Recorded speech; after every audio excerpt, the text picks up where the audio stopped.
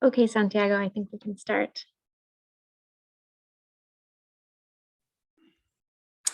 Welcome, everyone. I'm Santiago Gowland, CEO of the Rainforest Alliance.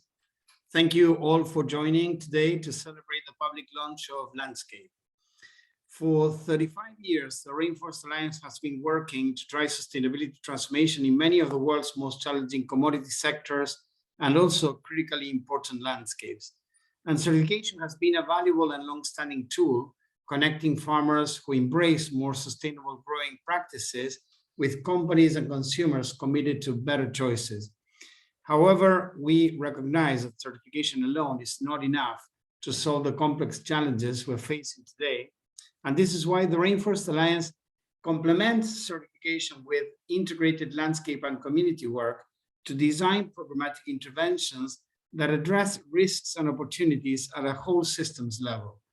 Because issues like deforestation, water shortages, and poverty go well beyond farm or project level, and we need a holistic landscape-wide initiative to achieve long-lasting change and achieve it at scale and the speed that is required, which is why the Rainforest Alliance, together with Vera and Conservation International, embarked in a collaboration to develop LandScale.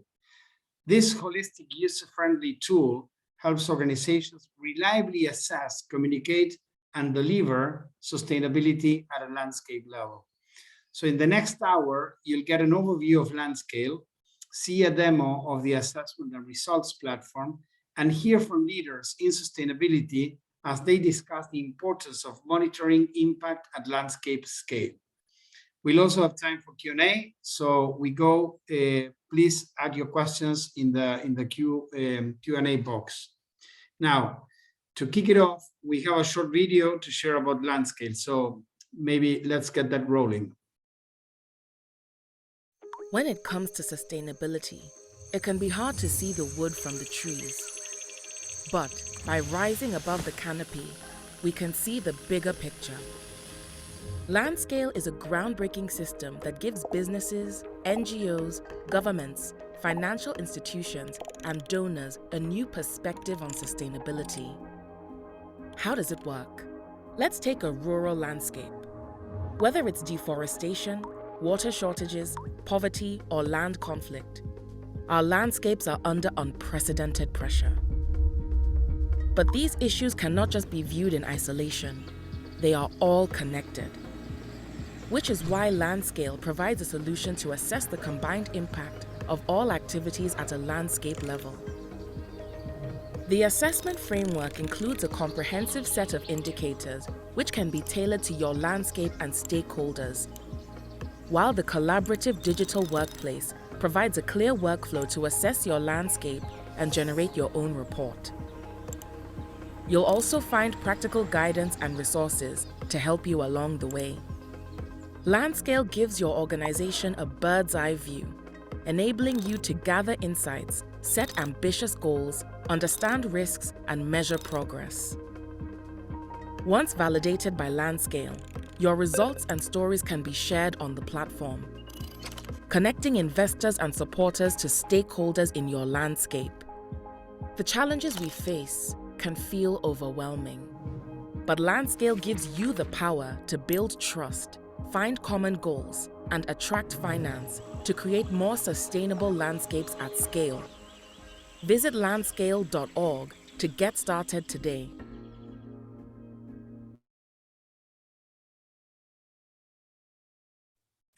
Okay, that was excellent. So now to go a bit deeper into the LandScale system, I'll pass the mic to Sophie Percy, Senior Manager for LandScale at the Rainforest Alliance.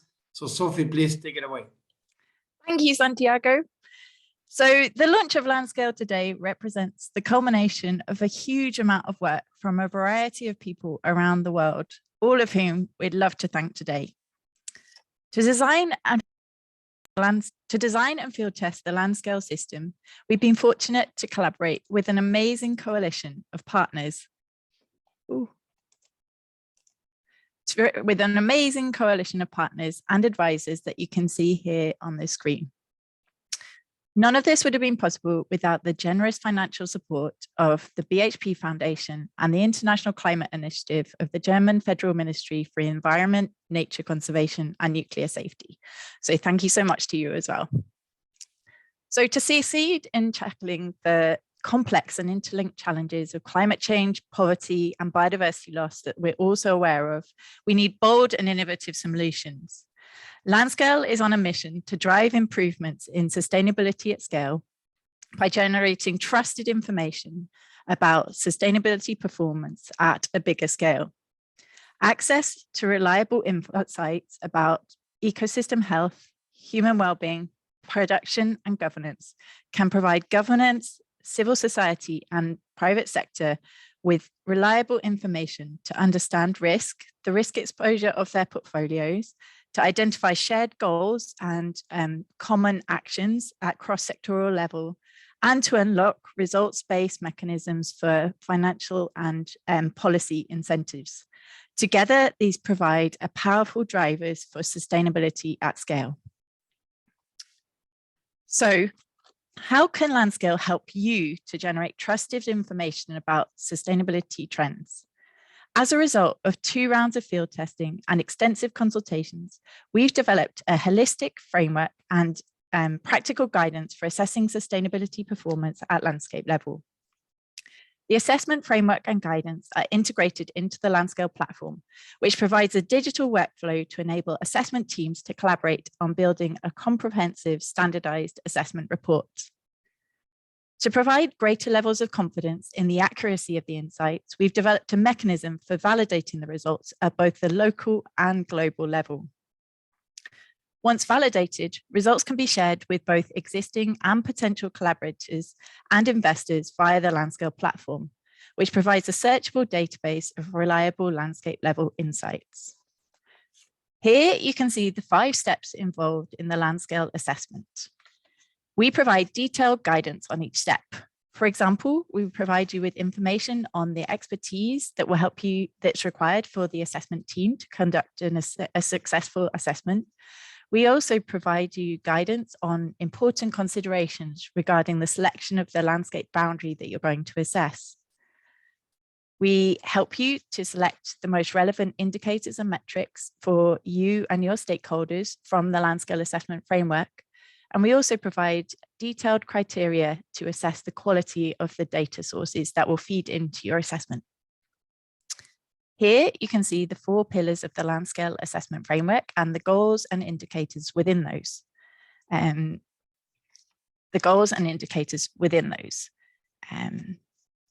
on the next step, these have been designed to provide a holistic assessment of sustainability at landscape scale and have been closely aligned with both the Sustainable Development Goals and common ESG frameworks to make them as relevant as possible for all your stakeholders. Validation at both the local and global level is required before assessment results can be shared on the LandScale platform. A local review is conducted by individuals with knowledge of both the landscape and subject matter to provide feedback on whether the results reflect the reality in the landscape. This is followed by validation by the LandScale team, which checks that the assessment methodology has been followed and that the data meets our quality criteria. Validation and publication of results can begin as soon as 60% of the applicable metrics in any pillar have been assessed. An assessment is considered holistic once 60% of the metrics across all 4 pillars have been assessed and validated. To help make the process of conducting and publishing a LandScale assessment as seamless as possible, we've built a user-friendly online platform to guide assessment teams through the process of building and validating their assessment report. I'm now going to show you a short video of the platform so you can see for yourselves.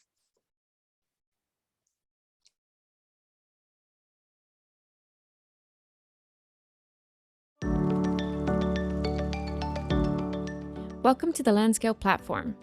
The platform guides you through the 5 steps of conducting your assessment and helps you communicate your results to a global audience.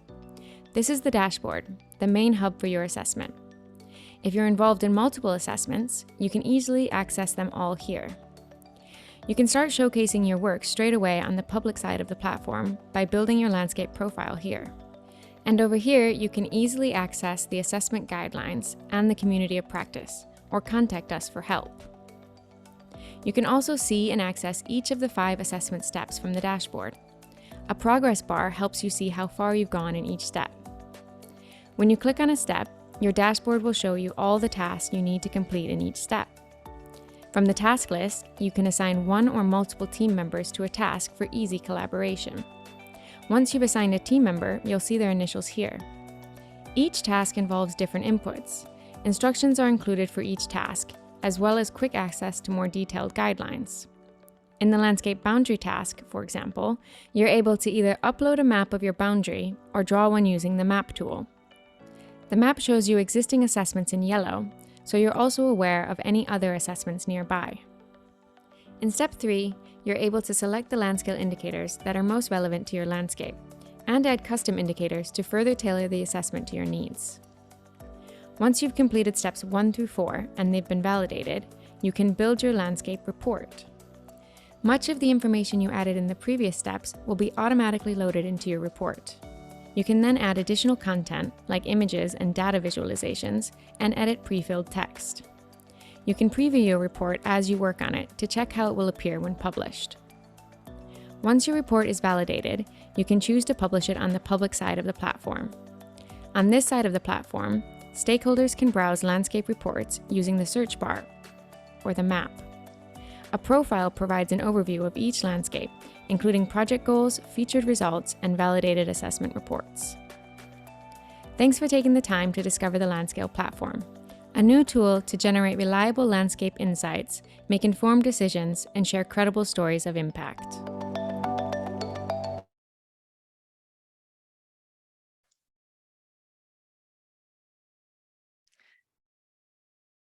LandScale is designed to support assessment and communication of landscape sustainability trends for a wide variety of purposes, from use by an investor or commodity producer to understand the risk exposure of their portfolio for internal purposes, to public reporting of the impact of a jurisdictional approach or fund to supporters and investors. To support this wide range of applications, we offer 2 different ways to use the LandScale system. Where the purpose of assessment is purely internal, you can select the Powered by LandScale experience and be selective regarding the aspects of the LandScale assessment methodology and framework which you choose to adopt. However, this more flexible option does not afford the opportunity to receive feedback on the accuracy of the results via the validation process, or to showcase the assessment results on the LandScale platform. To demonstrate that results of the assessment are credible to external parties, we therefore recommend the Validated by LandScale experience. As you can see, LandScale is already being used by a wide variety of organizations in landscapes around the world, several of whom have kindly agreed to join us today to tell us more about why they decided to use LandScale to help them monitor sustainability performance at landscape level. I'd now like to pass over to Scott Henderson, Vice President for Sustainable Landscapes and Seascapes at Conservation International, and also one of CI's representatives on the LandScale steering group, who is going to facilitate this discussion. Over to you, Scott. Thanks, Sophie, and good morning, good afternoon to everyone. It's great to be with you all. As Santiago referred to, over the past few years, we've seen growing interest in working at a larger scale to address sustainability issues. And whether that be jurisdictional approaches spearheaded by governments or NGOs, or public-private partnerships, or across watersheds and supply chains. Until now, we haven't really had a common language of success to catalyze cross-sectoral action to track progress and incentivize improvements.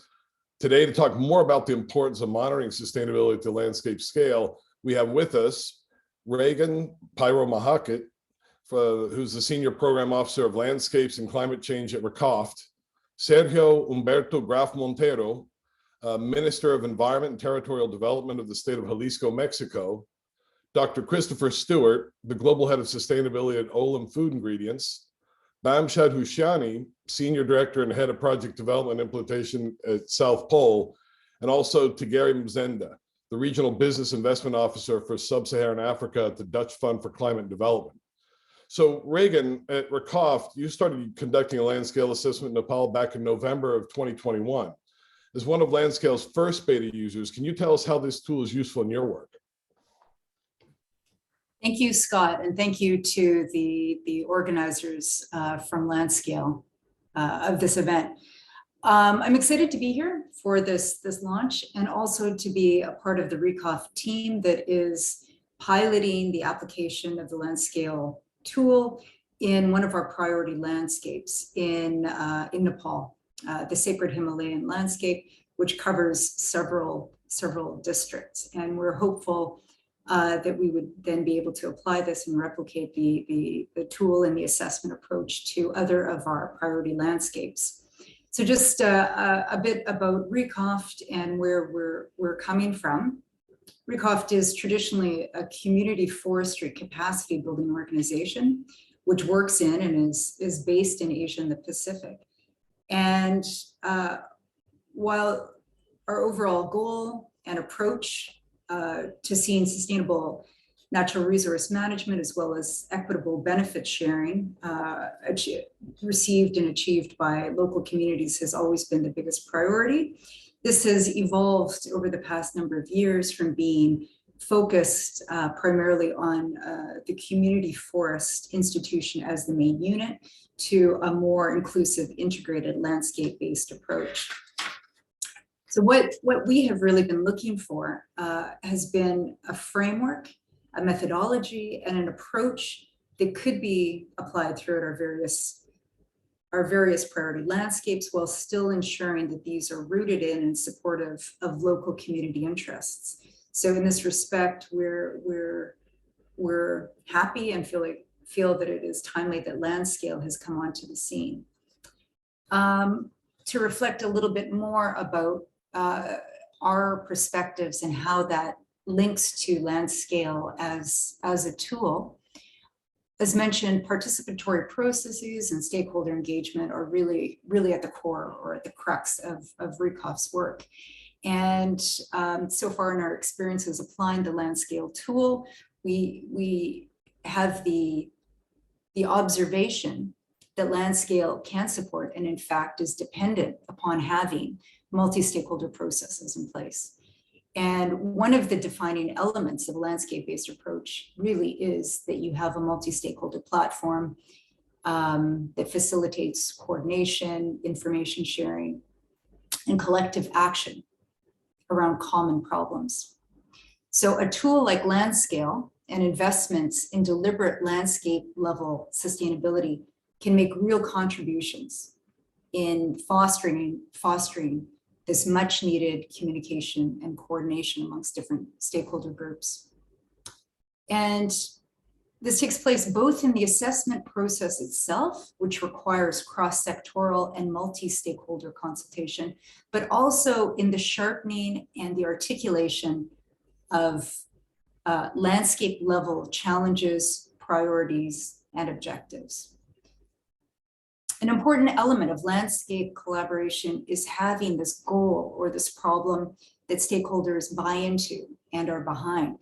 And this may well exist in many landscapes, but fall off the radar for lack of clear articulation or having metrics to really back it up and support and to demonstrate the challenges and the direction in which actions are taking.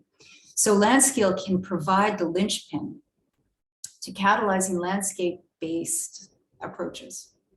And it stands that there are legitimate but differing interests in the context of all landscapes and that trade-offs are unavoidable.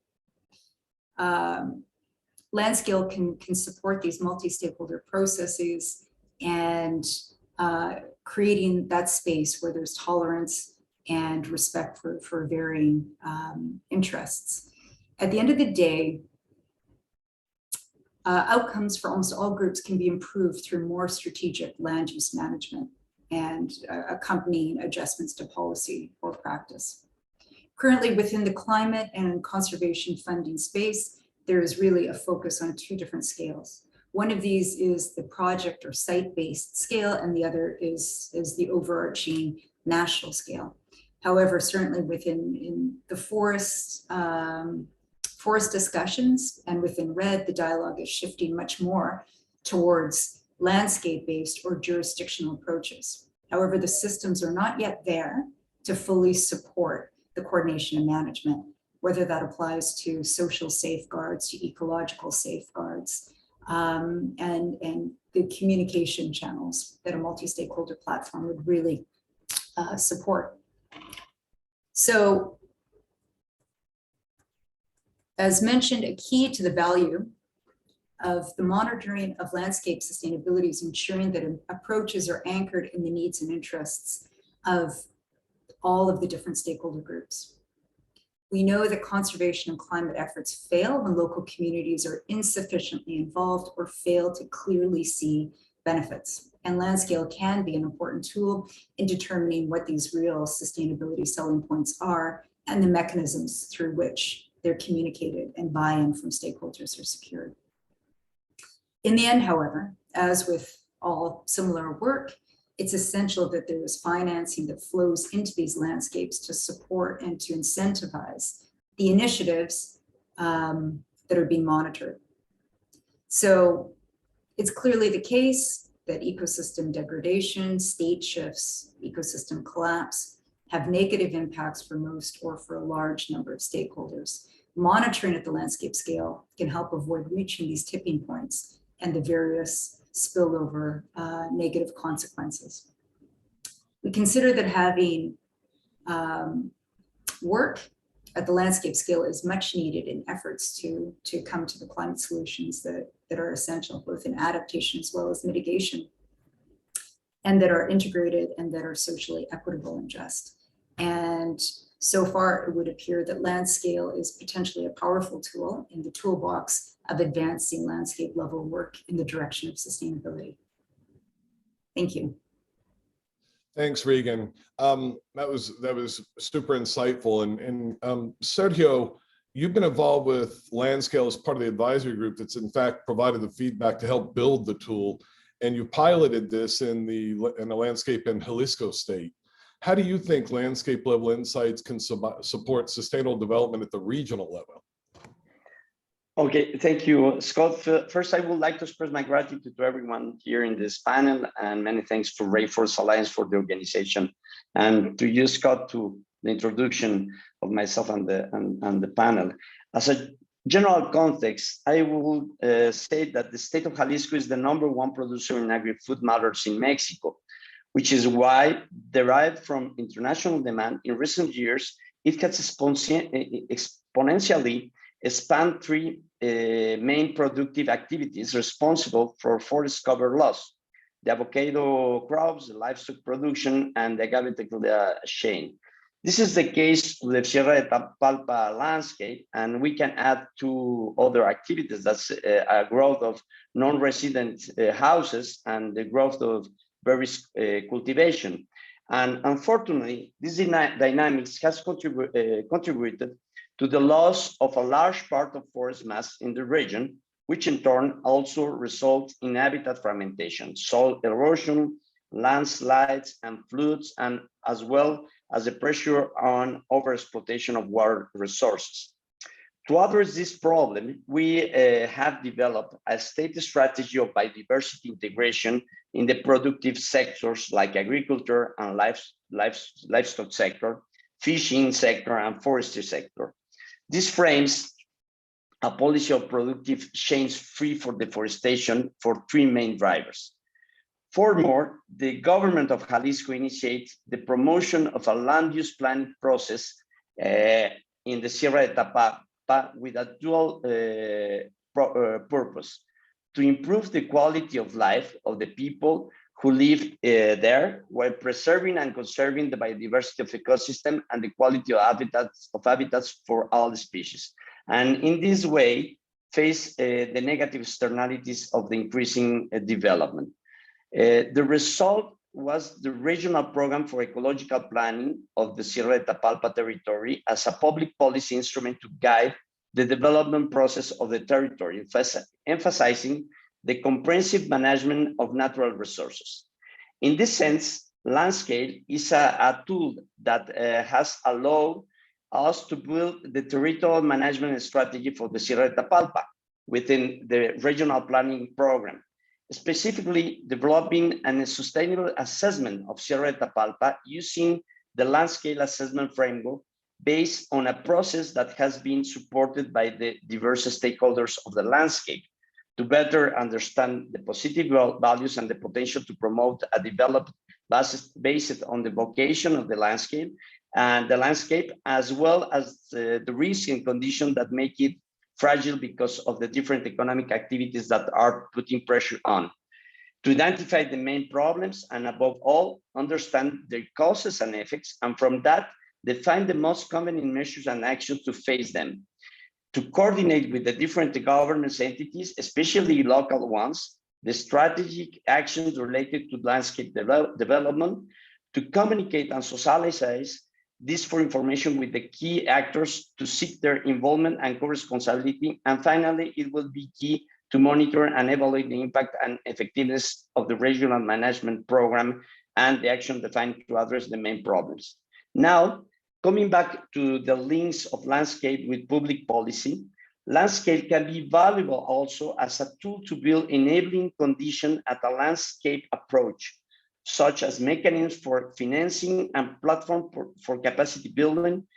In that way, there is an alignment with the local potential and economic dynamics, and the government efforts can be more effective in different aspects. For example, to promote the incorporation into economic system of a reliable and sufficient information on the environmental consequence, benefits, and cost of development processes, to promote incentive for those who carry out action focused in protecting, preserving, or restoring the ecological balance, and to improve the competitiveness of agribusiness through the development of productive capacities and technical assistance to producers.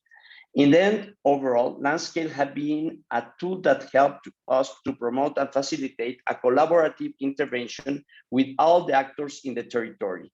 The information facilitates the awareness of the different actors and motivates their participation in the resolution of main environmental problems in a co-responsible manner to guarantee the provision of ecosystem service and the biodiversity of the Sierra de Tapalpa landscape that support the development of the local development of the region. Finally, we understand that we must involve people and diverse stakeholders to have an integrated management, such as business, university, and civil society organization, because of the nature of the subject, and the best tools are a strong institution and the society involvement. Used correctly, LandScale is definitely a very resourceful strategy that will help Jalisco reduce deforestation rates by 2050. Thank you very much. Thanks, Sergio. Fascinating to get the perspective from the ministerial level perspective in Mexico. Christopher, Olam's been using LandScale to support its work with coffee farmers in Chiapas, Mexico, another example of Mexico. How can a tool that measures and monitors the cumulative impact of various activities in a landscape like LandScale support more sustainable commodity production and sourcing? Thank you very much, Scott. So Olam and the new company that sprung from it, OFI, Olam Food Ingredients, have been working with smallholder farmers globally for many years. OFI currently works with something like 450,000 smallholder farmers in sustainability programs worldwide. Many of those are certified programs, and some of them are Rainforest Alliance, as you know. And as part of our sustainability journey and learning, through these certification systems that we worked with, I think the way that sustainability has been framed for businesses has largely been around the negatives, eliminating the negatives in supply chains. So no deforestation, no exploitation, and no conversion of peat, and no various unacceptable practices. And whilst these are the boundary conditions for sustainable production, by no means does eliminating unacceptable practices lead to a sustainable production system. You actually need to provide positive impact, and you need to provide to your customers and in the end to consumers the incentive for them to want to buy into a market system for better product. And so when we really started thinking about this, how can we achieve this beyond beyond the supply chain? We started looking at landscapes very seriously as being the proper context for achieving sustainability.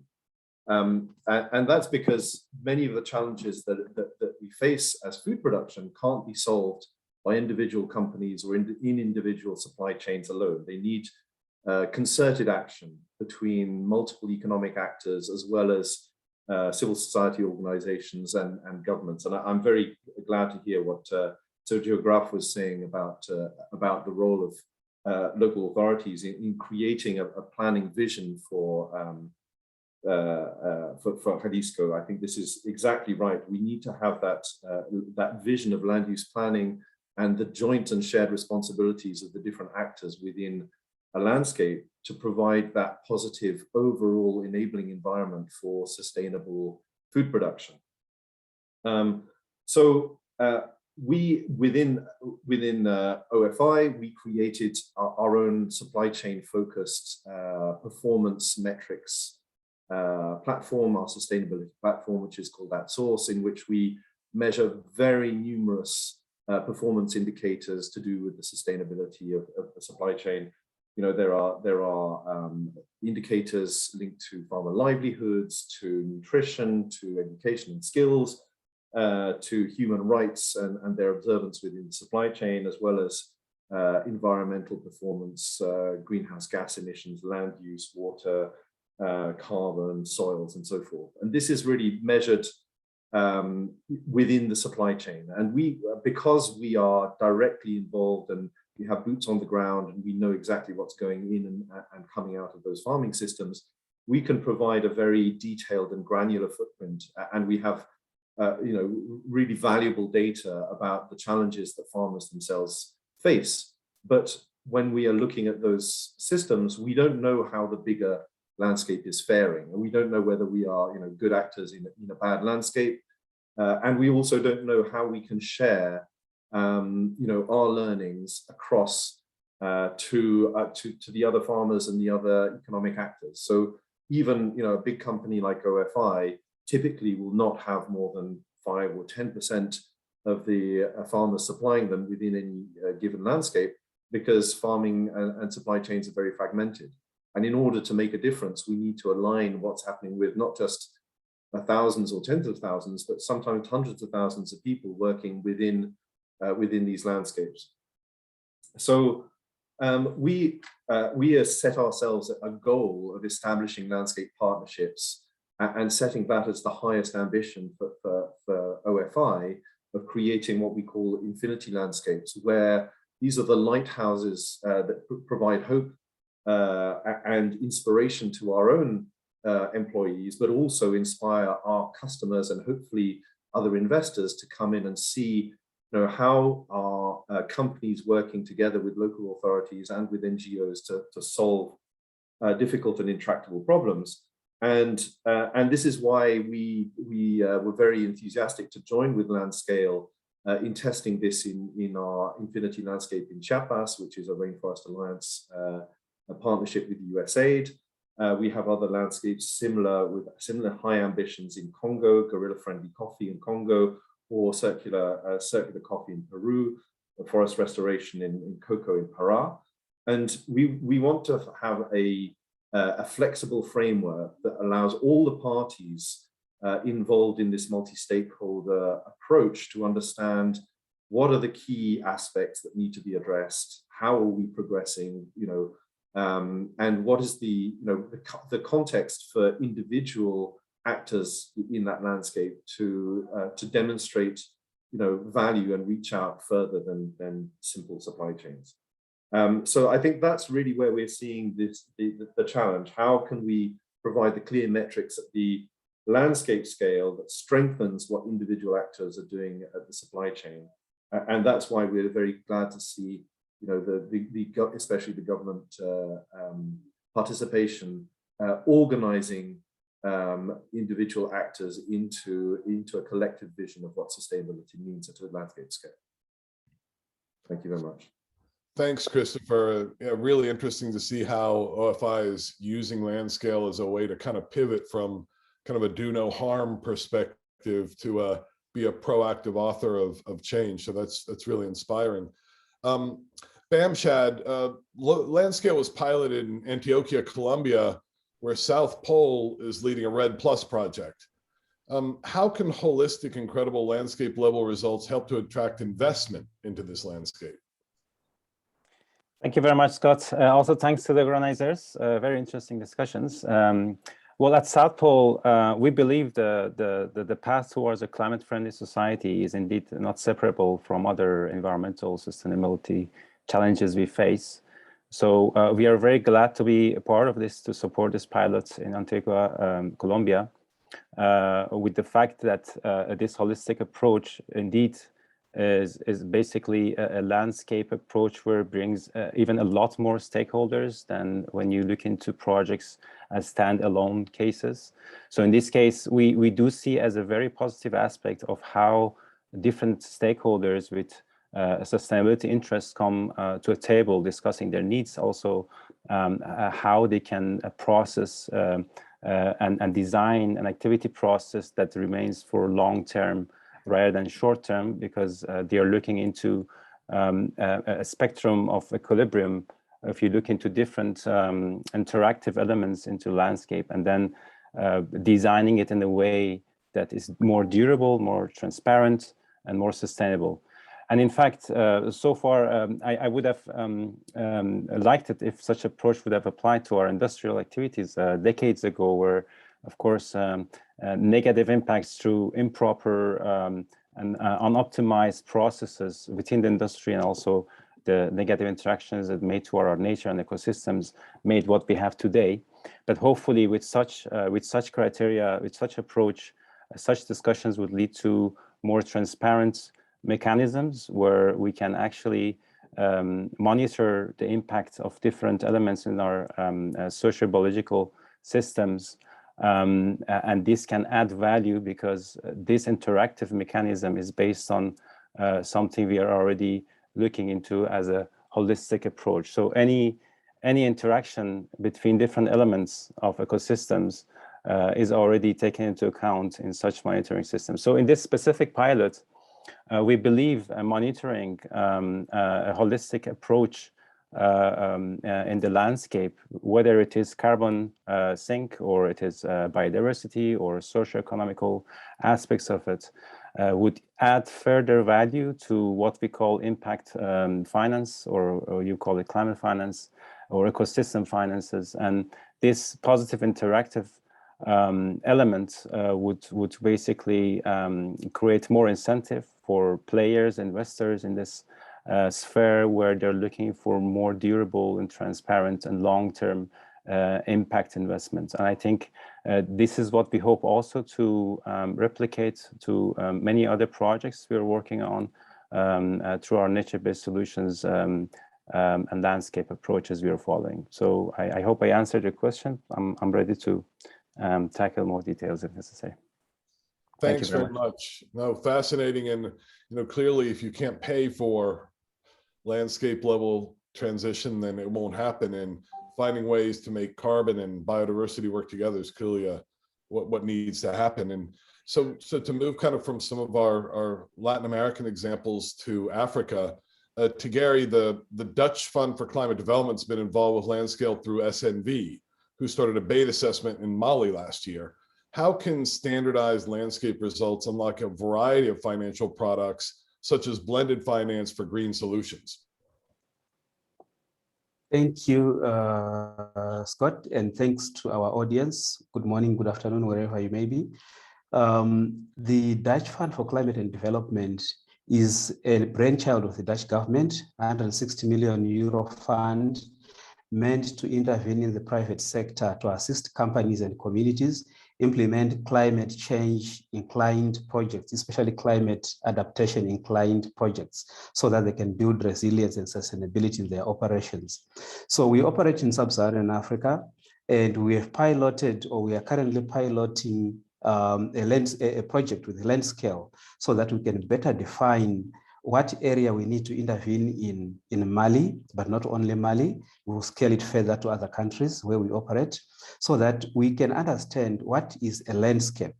What is it that we need to look at when we are measuring impact that we bring to a landscape? We know around the world, and also especially in less developed countries, that landscapes are degrading. And we look at this as the SNV and the DFCD and say, we need to intervene in any country that we operate in those climate change vulnerable regions so that we can bring up sustainability.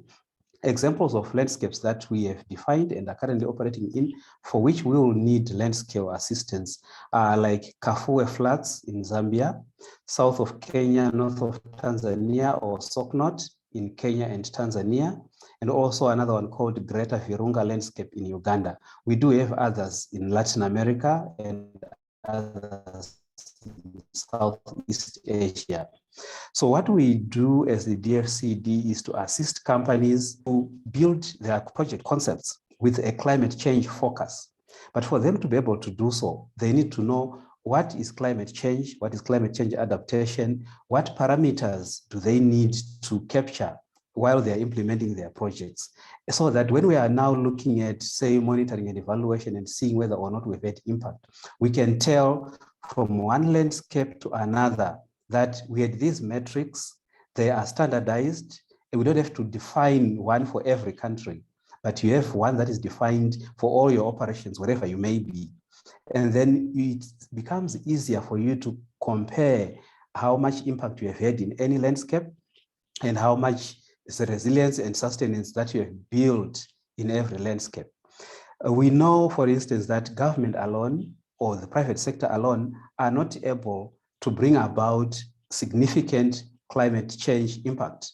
What we therefore need to do is realize that the constraints that are faced, whether by government or private sector on their own, especially in research and development, in knowledge sharing, in finance, and differences in motivation need to be harmonized. So when you look at every landscape, there's need to talk to the private sector, talk to the public sector, talk to the financiers, talk to the development partners, bring them into alignment in every landscape that you're going to operate.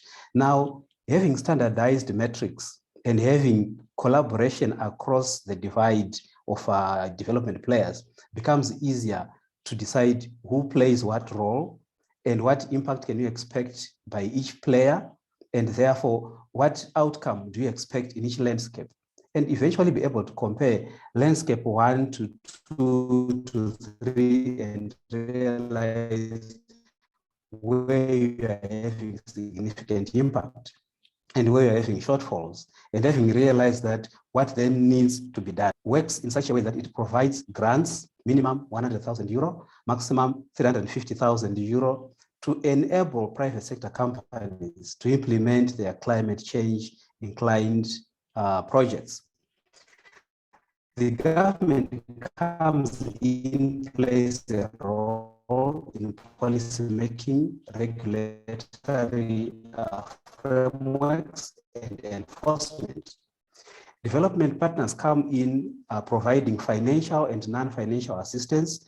Financial could be monies that are given to government directly or to programs directly, and non-financial could then come in as technical assistance to investors doing the same. We have private sector playing commercial returns, looking at what they can do in a landscape. Now, bringing all these players comes in with almost free money in the form of non-reimbursable grants. It brings in free money in the form of philanthropic financial assistance, and also impact investments, looking at both financial returns, commercial returns, and impact investment, impact outcomes. And then when you combine all these and say, these finances are put together to assist in a particular landscape, you result in blended finance, which not only look at commercial returns, but looks at commercial returns, yes, but tempered with impact focus in that respect. So blended finance in our parlance in the financial sector, we're saying it combines all these approaches into one structure where an actor takes on a risk return profile that is acceptable to them depending on the role that they are playing. And concurrently, as a result, we come up with that blending, which results in expected outcomes across various sectors expecting. Unfortunately, in less developed countries, the application of blended finance, while it is growing, it remains needs to be promoted. And we also see that mostly development finance institutions and multilateral development banks are the most active players or investors in less developed countries, while donors are also the most significant players or primary providers of concessional financing. We now need to bring all these together, blend the finance, implement the project that need to be done, and result in blended finance coming up with financial returns and commercial returns, as well as impacts that are expected in each landscape, so that we can stop the degradation that we see in all the landscapes that we are operating. So we can talk to the DFCD and we'll show you how we implement, how we assist in implementation of projects, and what comes out, what outcomes can be expected after such intervention. I'll stop here for now. Thank you. Thanks very much, Tigeri, and thanks to all our panelists for the kind of the global view in 30 minutes from Nepal to Mexico to South America and Colombia, and then this overview from Africa. And I think it really has been helpful to see the corporate view, the ministerial level government view, the funders view, the NGO view, and to see how these pieces have to come together and be woven into a single fabric pushed by a broad coalition who can make use of a tool like LandScale. So with that, I'll now hand over to Patrick Christ, my good friend and Director of Sustainable Development Programs at Vera, for a quick Q&A with any questions you may have added to the box. Thank you very much, Scott. Well, we have got a lot of questions. Keep them coming. The team is furiously writing answers to them, but we're going to take as many as we can verbally. I'm going to be jumping around, so I'm just going to introduce, in addition to Sophie, who will be answering questions, we have Renata Lozano, who is our operations manager for LandScale, and we have Sierra Lupberger. She's the manager for collective landscape action for Latin America, both for Rainforest Alliance. Well, somebody got us right into the key question, Sophie. How much does it cost to do LandScale? Great question, one that we frequently get. So there's a few different components to the cost of conducting a LandScale assessment. Probably the first and foremost cost is in terms of the people needed to do the assessment.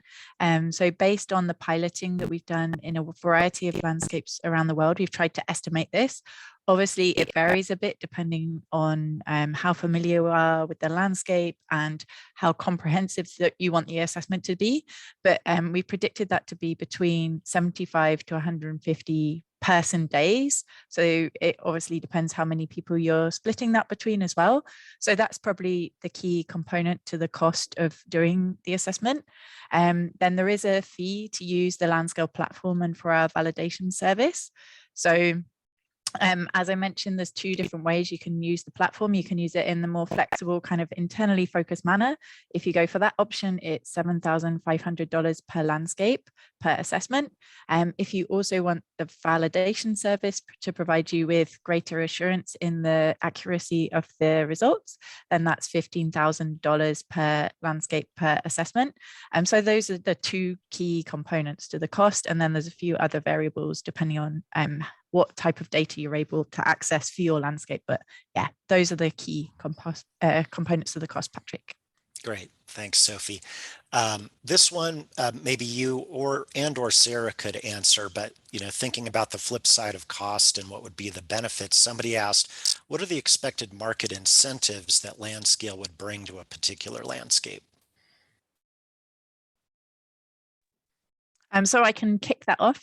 We're exploring lots of different ways that the results of LandScale assessments could link to different types of results-based finance. So for example, could it provide the basis for bonds or sustainability-linked loans?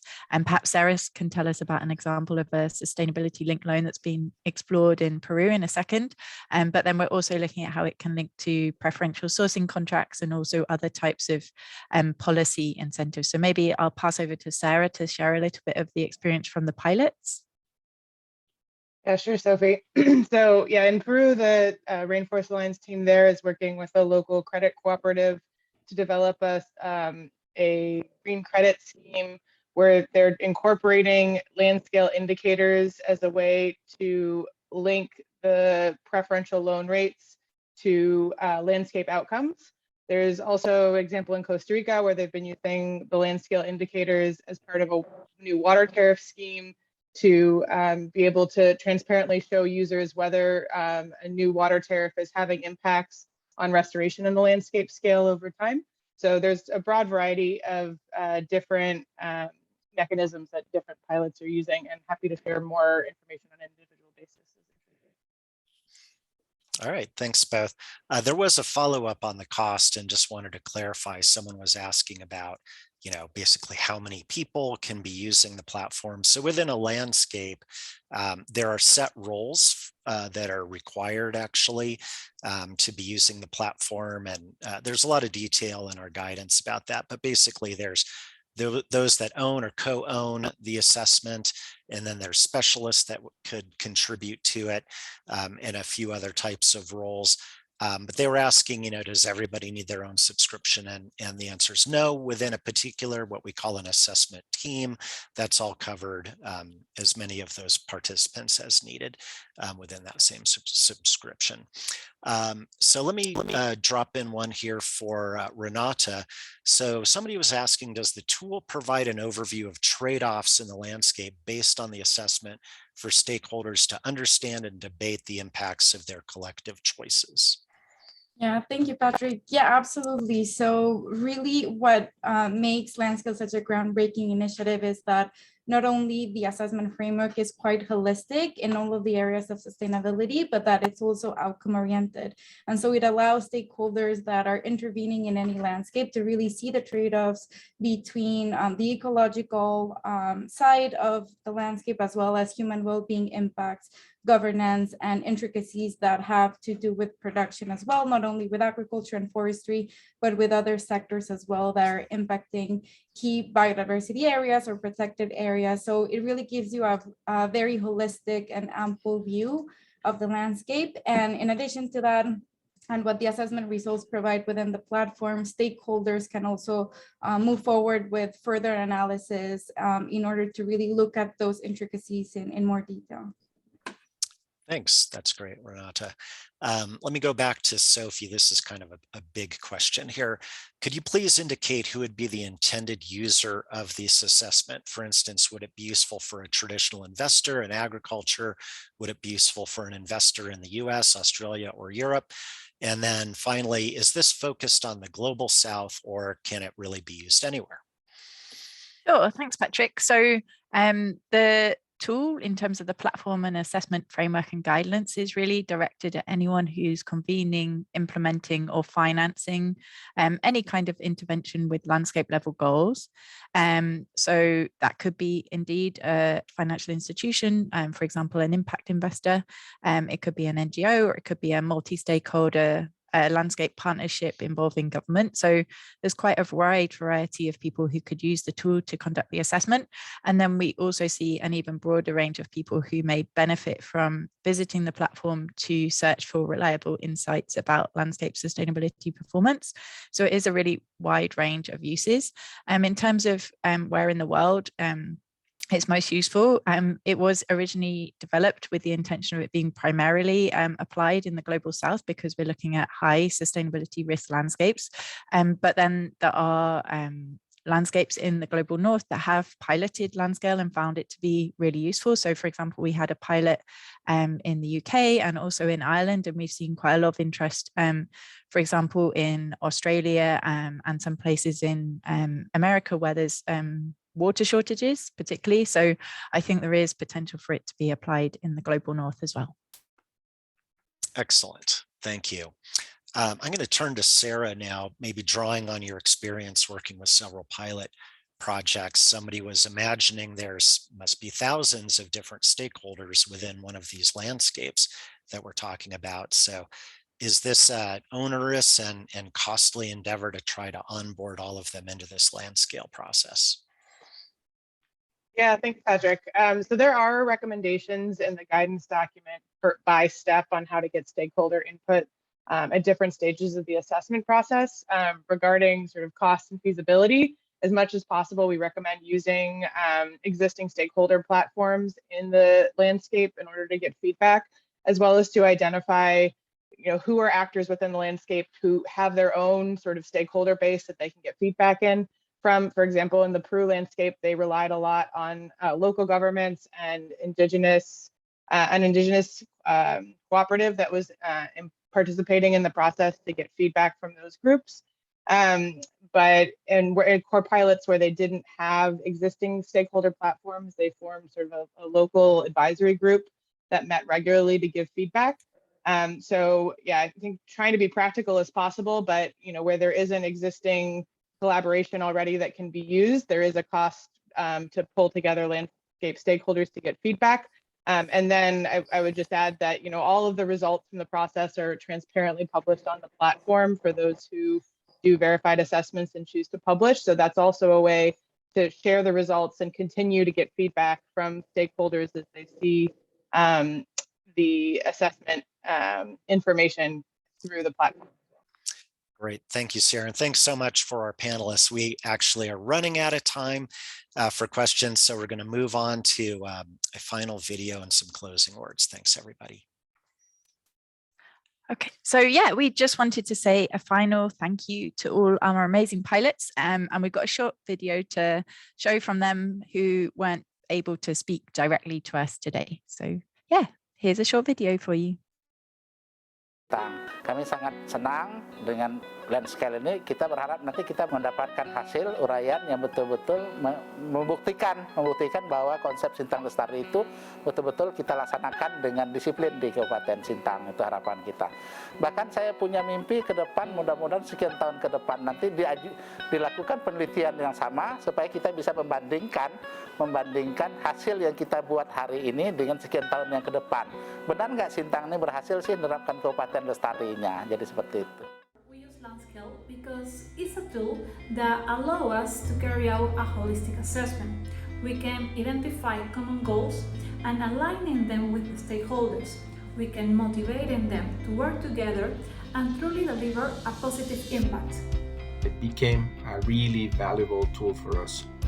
First, because it helped us to get a dimension of the main problems and to understand better their causes and effects, and thus identify the most pertinent measures and actions to solve them.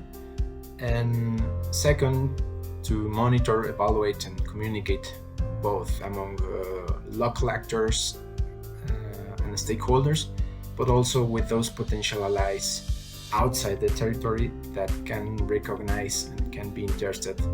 We decided to use the LandScale framework for two major reasons. One, we want to assess the sustainability of our project using the 4 pillars of the LandScale framework. Second, we want to share our experience to the rest of the world, but also learn from others. We decided mainly to go or to use LandScale in order to be able to assess and determine the impact of our interventions in Chiapas at a landscape level. LandScale provides the right framework to measure and monitor the net increase of productive areas, from agroforestry and restoration of degraded or overgrazed land onto coffee production. In the Khartoum Landscape Partnership of Chocolate Companies, government agencies and NCRs, we needed an assessment and verification to set a baseline for monitoring going forward. LandScale provided us with the right framework and process to achieve this. We needed a credible and holistic system to develop a shared vision among all stakeholders and a tool to monitor and communicate the progress of multi-stakeholder initiatives. LandScale therefore provides a long-needed solution. At South Pole, we are using LandScale because we want to transparently communicate the results and the evolution of our project in the Department of Antioquia in Colombia, guaranteeing investors and buyers results in ecosystems, human well-being, production, and governance. Thank you so much to everyone for joining us today. And we really hope that you'll take the time to visit our website, www.landscale.org. Please feel free to contact us if you have questions. And yeah, we look forward to working with you all soon. Thank you.